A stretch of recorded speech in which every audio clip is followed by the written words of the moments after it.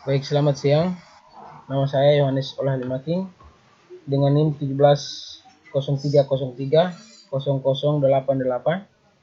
Saya adalah mahasiswa Sosiologi semester 7 kelas B. Pada video kali ini saya akan mereview buku yang berjudul tentang Ekonomi Kesejahteraan pada mata kuliah Perencanaan dan Kebijakan Sosial.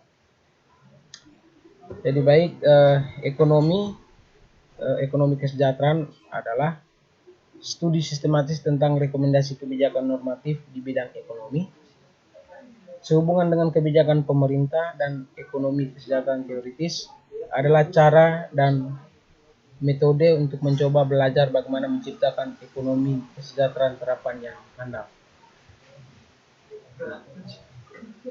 Mengacu pada filsafat ekonomi, buku ini menawarkan perspektif baru dan orisinal tentang sejarah ekonomi kesejahteraan yang mana dimulai dengan Pigou dan memetakan lintasan ekonomi kesejahteraan teoritis dan terapan sepanjang abad ke-20.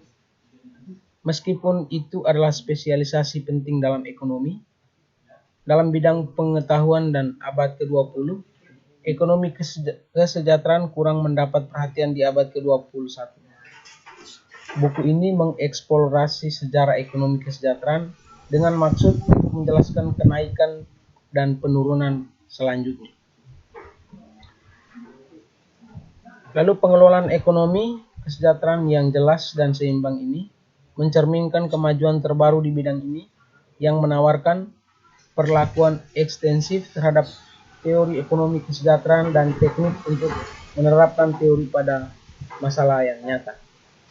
Bagian pertama pada buku ini menyajikan sintetis teori yang mana berawal dari premis bahwa tujuan teori adalah memberikan kriteria untuk memesan keadaan ekonomi alternatif, yang mana penulis menganalisis hubungan antara tatanan individu dan sosial.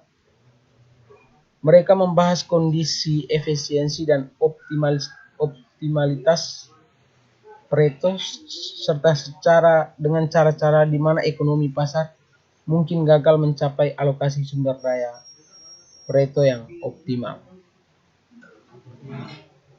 Bagian kedua dari buku ini membahas tentang prinsip-prinsip ekonomi kesejahteraan terapan, lalu mengembangkan penggunaan variasi kompensasi sebagai alat utama mereka, yang mana penulis membahas pengukuran perubahan kesejahteraan di ekonomi single person dan many person.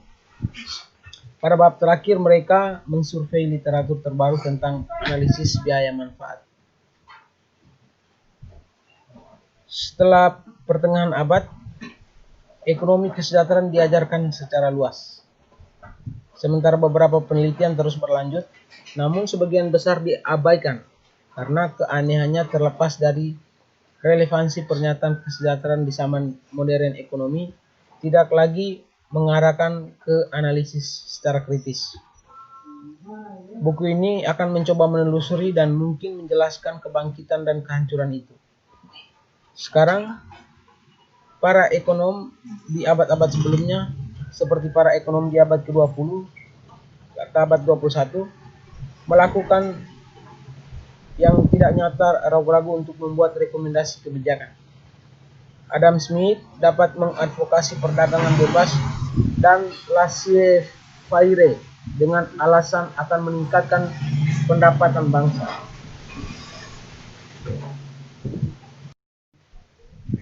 Ekonomi kesejahteraan Pigou dengan kuat didasarkan pada etika utilitarian teori, seperti yang dipahami oleh Pigou itu sendiri. Teori ini memberikan yang paling transparan dukungan untuk argumen bahwa pasar bebas dapat menghasilkan peningkatan kemakmuran dalam artian tentang eksternalitas, menciptakan konsep eksternalitas yang modern. Dalam retrospeksi satu abad ini mungkin tampaknya lebih penting daripada kasus utilitarian untuk. Namun itu dikotomi milenian, efisien dan diskontribusi yang memotivasi upaya ekonomi kesejahteraan baru untuk merekonstruksi ekonomi kesejahteraan pada nilai yang berbeda, meskipun terlalu era teori atau jumlah terbatas yang diretribusi. Lalu yang berikut, pada buku ini menjelaskan juga bahwa meskipun ada ruang untuk interpretasi di sini, tampaknya Pigou itu mengatakan bahwa bahkan dengan organisasi industri yang paling efisien untuk diproduksi, peningkatan output, industri akan mengambil biaya unit yang lebih tinggi. Bukan berarti reorganisasi industri yang menjadi penyebab kenaikan yang unit biaya. Tetapi Pigou tidak memberikan kita penjelasan secara alternatif. Dalam ulasannya tentang EW edisi kedua, Frank Knight pada tahun 1926 juga mengkritiknya secara ekonomi yang eksternal. Knight menerima kritik Young tentang disekonomies eksternal seperti yang dikatakan Pigou lakukan di edisi kedua dan mengabaikan eksternal ekonomi karena kecenderungan untuk meningkatkan keuntungan akan mengarah kepada kemonopolian dan sebagiannya tidak konsisten dengan analisis angka besar Pigou. Jika memang kami tidak dapat menyarankan kasus di mana kami mungkin mengamati disekonomi yang relevan dan dapat menilai secara wajar ekonomi eksternal langka dan tidak dapat diprediksi, maka konsep-konsep itu hampir tidak mungkin berguna. Seperti Pigou berharap untuk ekonomi kebijakan yang koheren. Analisis sebelumnya tidak berkaitan dengan gen disekonomis Uni yang timbul dari fenomena seperti gangguan asap, eksploitasi sumber daya alam, dan lain sebagainya. Eksternalitas pihak ketiga inilah yang lebih baik menggambarkan peran eksternalitas dan ekonomi pusat 20 Sturity dan baru dalam tulisan Pigou. Terlepas dari usahanya dan mempertahankan kategori Marshallian, Pigou memberi mereka tekanan yang tidak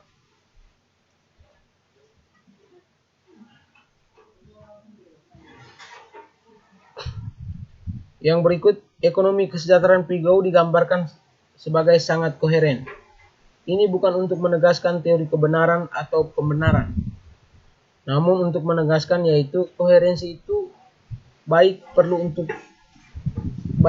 atau cukup untuk mengevaluasi kebenaran atau untuk membenarkan kepercayaan pada semua atau sebagian dari ceramah.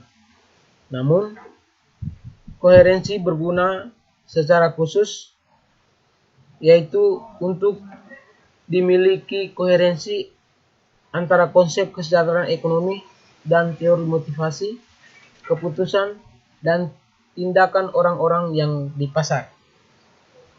Pekerjaan Pigou tentu tidak berlangsung dalam ruangan yang hampa, tetapi justru sebaliknya, bisa dianggap sebagai kematangan tradisi neoklasik yang telah berkembang di sepertiga terakhir abad ke-19.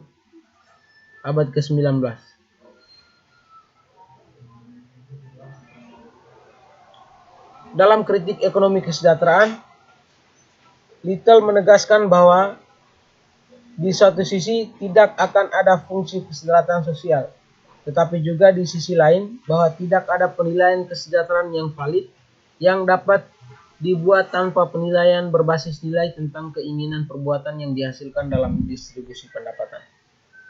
Di akhir abad ke-20, penelitian ekonomi semakin banyak disalurkan ke dalam apa yang oleh banyak orang disebut silo, yaitu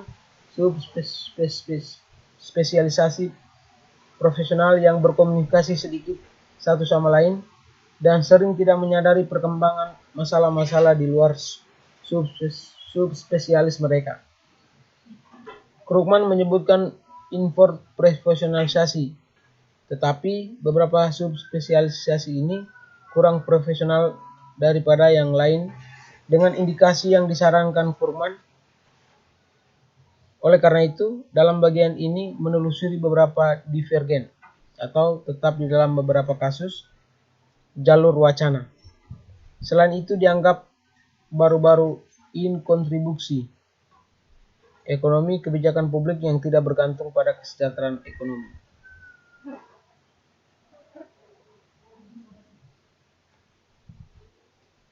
Lalu yang berikut, eksekutif dari bagian ini, bagaimanapun semua pihak mengakui bahwa analisis biaya manfaat bagaimanapun dihitung hanya akan mewakili salah satu dari sejumlah mengevaluasi proyek publik. Kritik akan mengacu pada secara ekonomi kesejahteraan dan ekonomi berpikir lebih luas, di mana kontribusi untuk utilitas agregat merupakan fungsi kesejahteraan sosial yang mengidentifikasi individualitas dengan pendapatan real dan bobot pendapatan real setiap orang sekaligus. Itu adalah yang memaksimalkan dividen nasional PIGO tanpa memperhatikan distribusi.